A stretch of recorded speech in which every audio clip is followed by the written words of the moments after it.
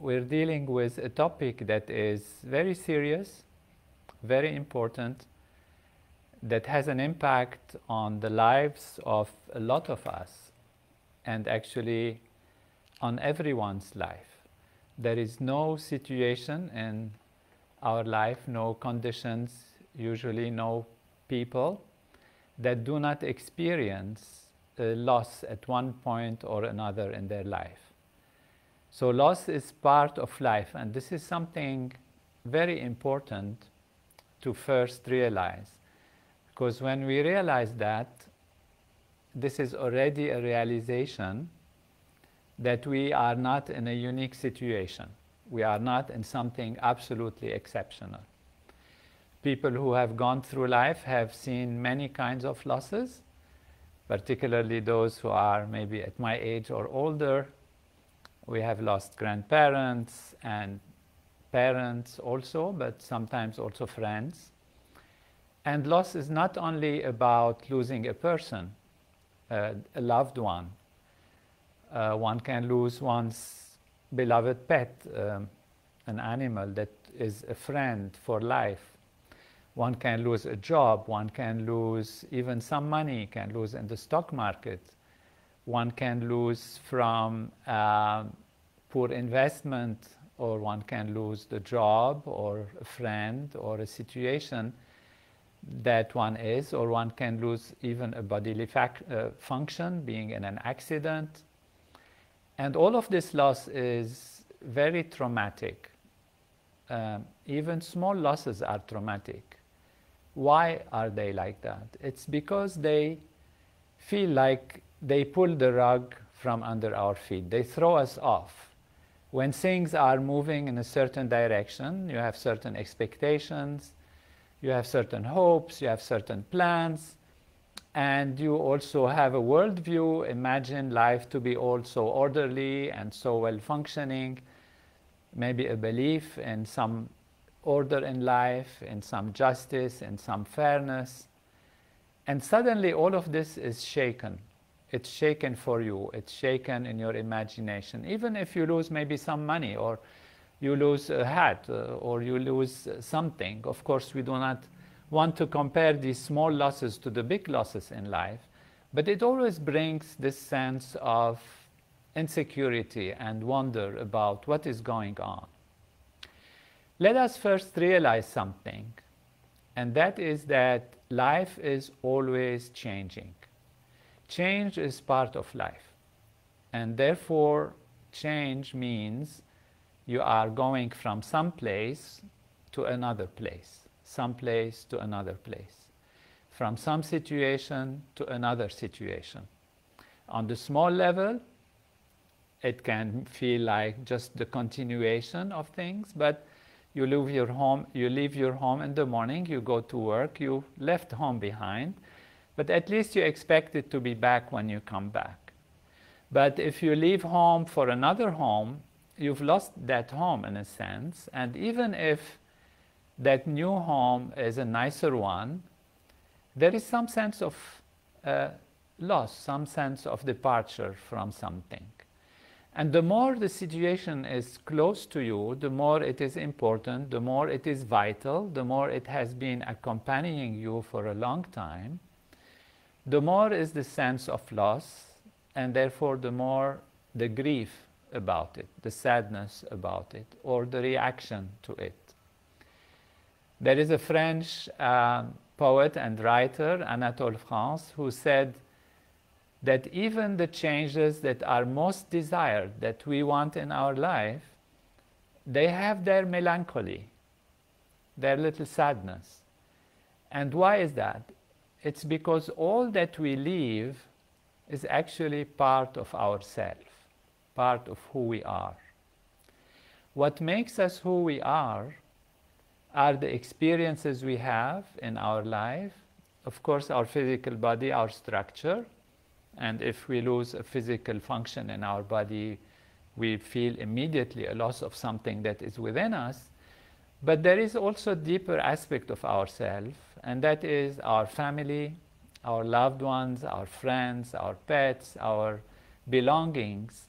even though we feel they are outside of us physically, but on the level of our consciousness, they're part of us. They're part of who we are. They made us in one way or the other, to some small extent or to some larger extent. They're part of who we are.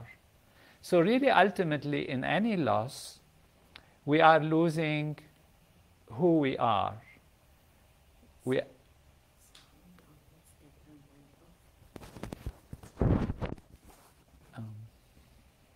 So it seems sound on Instagram went off for some reason. You check. So we lost the sound, but it seems to be all right now.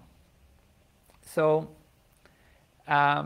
we are always in a field of change. We're always in a field of transformation, of movement.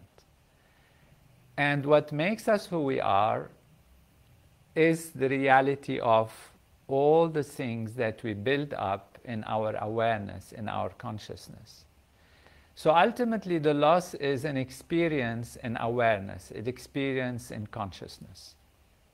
We'll come back to that, but let us now briefly see what to do when we have lost something, because that is the most important aspect of the discussion we are having today, the webinar. We can philosophize about it, think about it, and that helps us to understand where we are. But ultimately, what is important is that we are having the possibility to change things. We are having the possibility to make things better. And the first step that we have to really keep in mind is that loss leads to grief, and that grief is natural. And therefore, the first thing we have to do is accept that we are grieving, accept that there is a loss, and therefore accept the grief that comes with the loss. And the second thing we have to know is that grief is different for different individuals, and different for ourselves even, in terms of when we get the different levels or whatever has been analyzed to be the stages of grief. For example, there was a study that showed that grief has stages. And these stages, usually, if it's a big grief, it starts with denial, which means we cannot believe this has happened. We cannot believe that the person that was with us, that's part of us, is gone, has been lost. And there is this denial. We continue to live in a sense as if that person is never gone. So this is part of grief, and we shouldn't be judgmental about it. That is also very important. We shouldn't be judgmental about how we are feeling, how we are experiencing, because every individual reacts to loss based on their physiological structure and their consciousness, their awareness, their expectation. And now is not the time to be judgmental, because many feel like, I haven't cried, I don't feel like crying, I couldn't cry, and maybe they feel guilty. So guilt becomes part of a feeling that we experience with loss, and one has to realize that this is their own way of reacting to loss. Others will have anger. There will be anger about all kinds of things. That is, for example, about the situation, about why it happens, about life, about circumstances, anger about others, and will feel also potentially anger about themselves. Maybe I could have done this, maybe I should have done that. And that also is part of the reaction to loss. So what we have to do is realize that these are natural reactions, and you don't have to be judgmental about yourself if you are feeling denial or anger. In fact, the denial, for example, is in a way a reality that is true, because the person, if you've lost a person or something, is never really lost from you. is never completely lost from you. Physically, they are not there, but as we said, they are part of yourself. They are part of who made you. So the reality, their contribution to your life until that moment is still there. It's still present there. Whatever we go through in our life is with us until, of course, we overcome and we become a next person and forget the situation in which we are and overcome it. Then, in this case, the reality is that we have overcome and grown to some new level of awareness, new level of consciousness. Because ultimately, loss and grief and denial and anger, all of this is happening in our awareness, in our consciousness. Now, sometimes this can lead to sadness, or can lead to acceptance, can lead to thinking about life and about the meaning of life. And this can happen in any order, in any sequence. So there is no preset sequence, and therefore we have to be not judgmental. I'm saying this again because it's very important.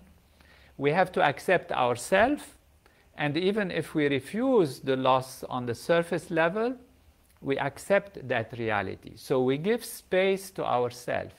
We keep space to our emotions. We keep space to our feeling.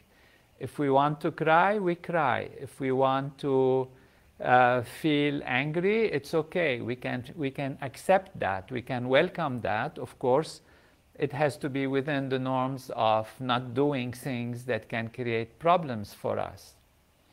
And also we have to realize that grief can take a time to finish.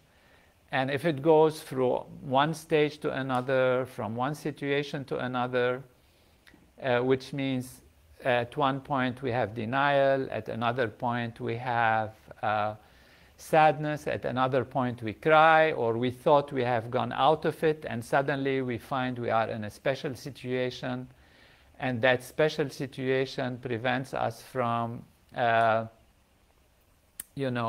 experiencing life in a joyful way, and we start crying again, and we feel as if we're going backwards.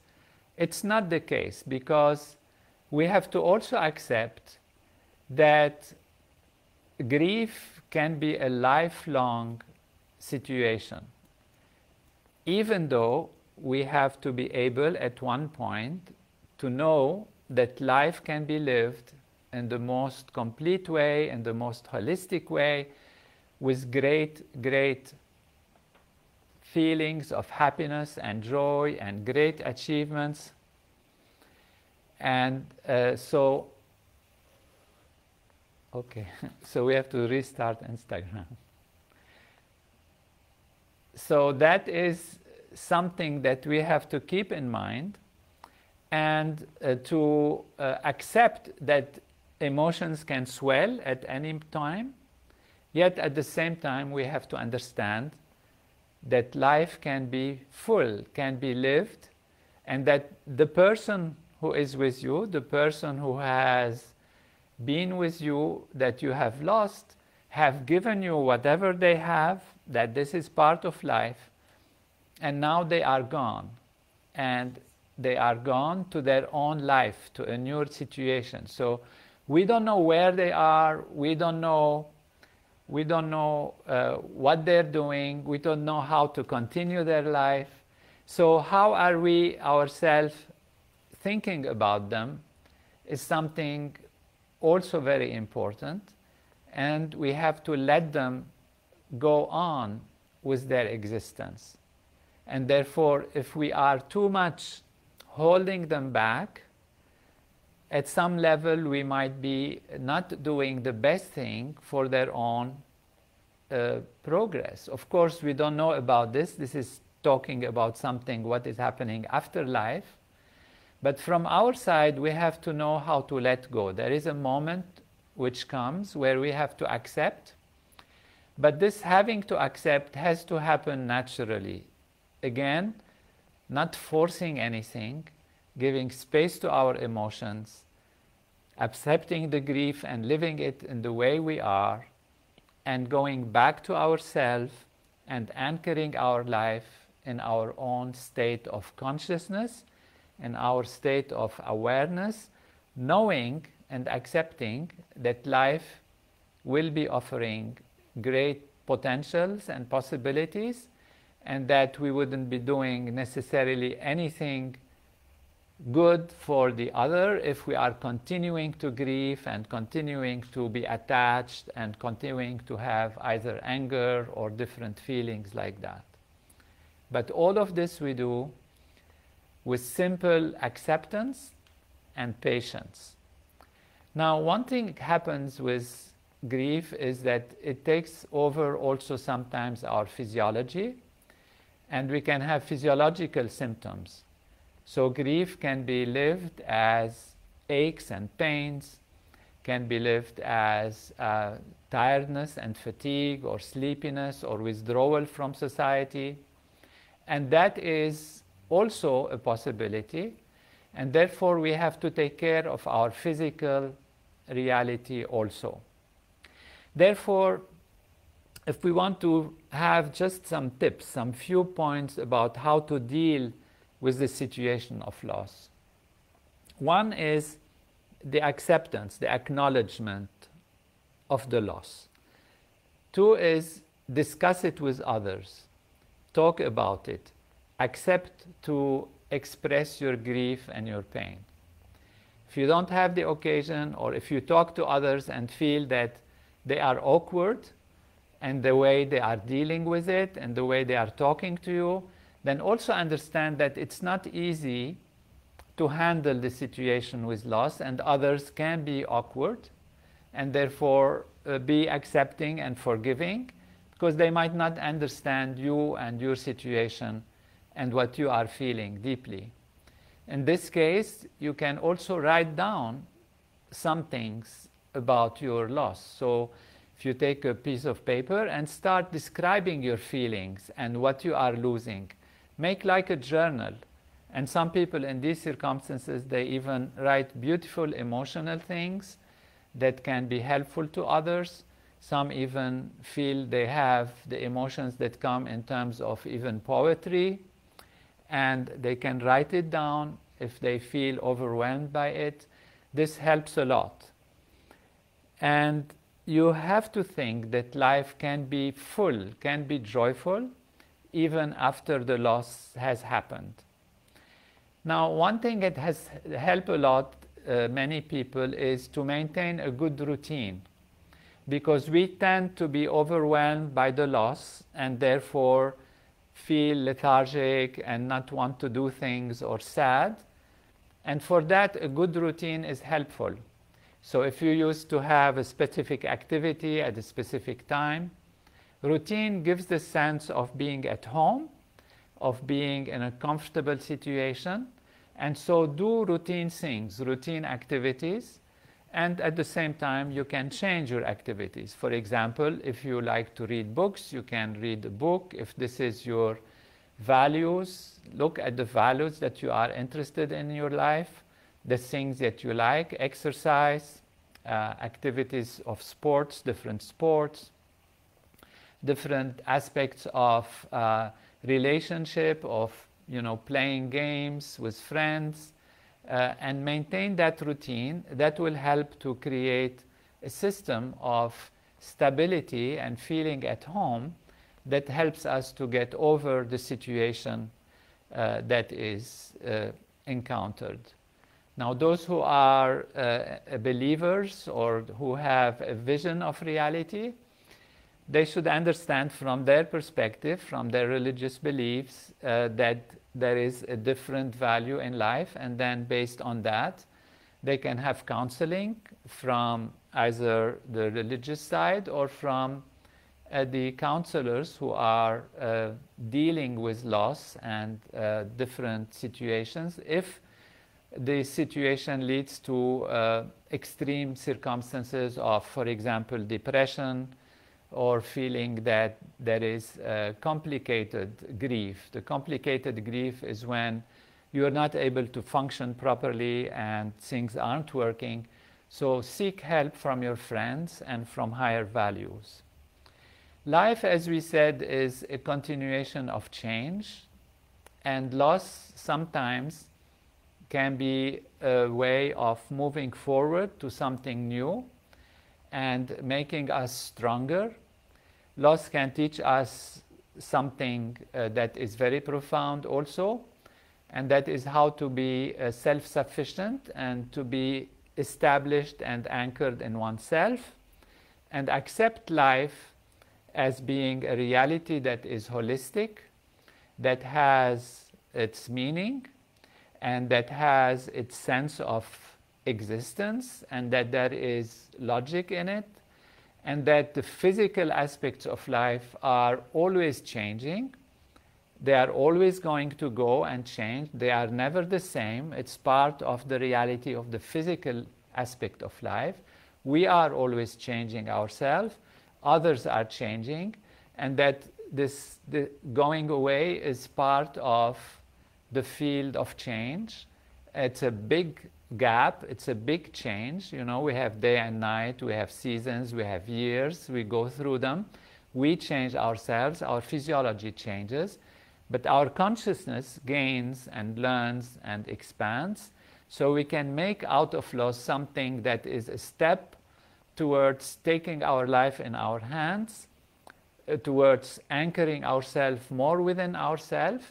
And that doesn't mean we are not feeling compassion and love, or we are feeling less towards the others. To the contrary, our responsibility towards ourselves and to the other is to take back our life, and at every moment in our life see this as an opportunity to grow, an opportunity to be stronger, an opportunity to face situations. Now this we do once we have done our grief. So it's not a question of when one is under the feeling of grief to be judgmental. I'm coming back to where we started. Because we have to let the grief happen. We have to let whatever stage of grief or whatever situation we are feeling, in whichever way our own personal expression of grief happens, we have to let it happen. But there is a time where we have to be intelligent about it, where we have to be realistic about it, where we have to let the things that have gone actually go, even if it's a job, or if it's a loved one, or if it's a loss of money, and then start from whatever point we are in. Life is always changing, and at every point of change, there is the possibility of growth, there is a possibility of strength, there is a possibility of enjoyment, of fullness, of wholeness, and of all goodness and all that is powerful to happen. And life can be lived no matter how big is the loss. There is always that challenge to start again and to stand up and guide one's life towards the best. That is something, you know, that is important, that we should live our life in a way that we use our full potential and towards others, so that we can have a best relation with others. We can think of something that has been said by Marcus Aurelius, the emperor, a long time ago, and that is, you should live every day as if it is your last day. So live life as if it's your last day, and that means live towards yourself, live towards others in a way that as if this is your last chance to see them. So as if your last time to achieve the things you want to achieve. And then Mahatma Gandhi came and said the same thing, but added to it, live life as if it's your last day, and learn as if you are going to live forever, which means accept to learn from every situation and circumstance, as if your learning is going to build up and build up and build up and make you reach the highest level of awareness and consciousness. So life is a continuing flow of a river, and we never step in the same river again. To live is to die a little bit, and to die is to live a lot. but the continuity of life is always on, and we can make the best of it. Transcend, go beyond the change on the outside, is the highest security and strength that gives us the ability to face all the changing phases of life, which can be seen from the perspective of loss and loss and loss, as some of the existentialists say, that life is a field of death because everything is changing, therefore nothing is ever the same. But make it life is a field of life, of growth, of beginnings, of coming over and over again and being born over and over again. And to be born in a new life, we have to die to the other life. So we have to look at life as a field of growth, and we have to let those that have left us, let them leave. We will never forget them. That doesn't mean forgetting or ignoring, but it means we're freeing them as they have wanted to free us one way or the other and give us the opportunity to live without them. There are techniques, of course, and mental techniques that can help, and we teach transcendental meditation, which allows us to transcend all the field of change and go back to the field of non-change, the field of the self, pure being, the pure self, in which we are absolute everything, and in which all those that we have lost actually reside. They are all within us, within that unbounded field of pure consciousness, of pure being, that is our true inner self, that is the anchor, the ocean of life, which supports all the changing waves on the surface, yet it remains itself unbounded, infinite, stable, and strong.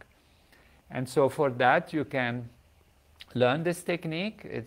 You can check it out in tm.org or in our Maharishi International University in Iowa, their websites, or on drtonynader.com. There are these different access to different techniques and different teachers that can teach you this, how to go back to yourself. Now, we have a number of questions that have come to us, and I'd like to thank those who have asked them. Carrie is asking from Facebook. She asked, I lost my husband to cancer this summer. I'm doing pretty well, but at times I miss him so much. It's really hard. I meditate in our bedroom where he died, and sometimes I feel he's right here with me, but that's not possible, right? Well, it is possible. It is possible in the sense that he is still with you. As we said from the beginning, he is part of you.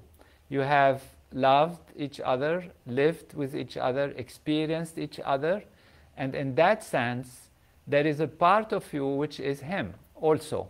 And so when you go to yourself, within yourself, your attention sometimes falls on that level of yourself, which is also part of him, which is, in a sense, what made part of you.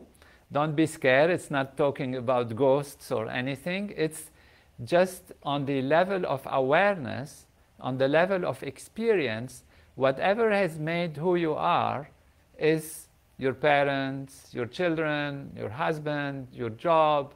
All of these things are what builds us up. We forget them on the conscious level, but they are there with us. And so in that sense, if you go deeply there, you are from consciousness recreating that reality and experiencing it on that level. Maybe your husband is completely on a different journey. Maybe for those who believe in reincarnation, he's already reincarnated, he has his own journey. But in your consciousness, you are acknowledging that reality of his presence. And in a sense, you can say it is also like him. It is your own. We can say, you call it imagination. It's not so real because it means fanciful and not real, although he can be really, really part of who you are, and therefore your experience is genuine. Janice says, can someone who has recently passed that you were close to hear you if you talk to them? Well, depends on where they are in their path and their reality. On the feeling level, when you are deep within, when you are transcending, when you are touching the deep level of life, you are touching the entire universe. You are in touch with everything. And whatever that person who has departed, whatever their experience or their reality in life, wherever it is at that time, whether waiting or moving or in heaven or in a transcendental field or reincarnated, depending on your belief, then at some level you can touch them. You can, there are traditions in the East where they do these very seasonal and important rituals for the past, those who passed away, for the ancestors. And that is connecting with truly those aspects of ourself, which are our ancestors. Our actual ancestors, are they going to be influenced?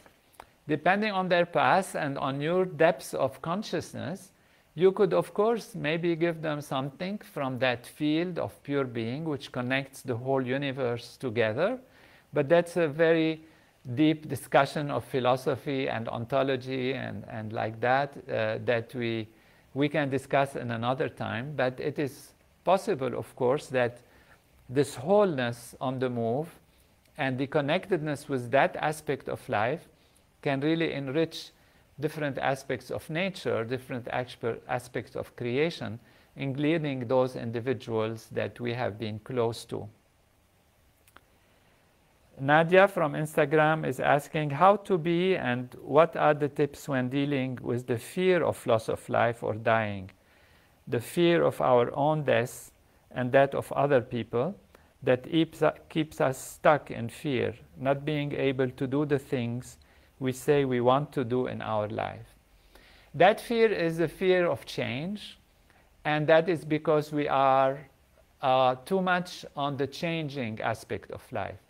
Life has a changing reality, which is constantly changing. As we said, the river of life keeps flowing. And if our attention is on the flowing river of life, then we never step in the same river again, and so we can fear that the water is gone, that's not the same river, because we are attached to the surface, the molecules of water. But if you look at the flow of life, at the wholeness of life, at the continuity of life, and you see the river as if non-changing, in fact, because you're seeing the dynamics of life, then your fear is reduced. So what we need is to go to that which does not change. And that which does not change is our own deep self, our inner being. Our inner being is immortal, invincible, and that is who we are. And if we discover that and experience it directly, then the fear of change and the fear of death goes away spontaneously. So another way is to say, don't worry, happens what happens, nature is organized, and so what can you do? And if you live in fear, you are living without using your full potential because you are not able to go out. So to go out of yourself, you have to be established within yourself. And that's where transcending and practicing transcendental meditation is very important. It's like a ship on the ocean. And the ocean, if it's very agitated, it creates fear. But if you have an anchor that you can anchor it in the depths of the ocean strongly, then you feel more secure. So what we want is to anchor our life within our consciousness, within our life, within that which does not change, with the field of immortality, the field of wholeness, and then we can overcome all fear. Dalia says, how can you support someone who is struggling with the loss of a loved one and grief? So you do all that we discussed. You tell them to grieve. You tell them not to, reject themselves, to accept their grief, and tell them to give space for their feelings, and that life is a flow of fullness, and all these points that we have discussed.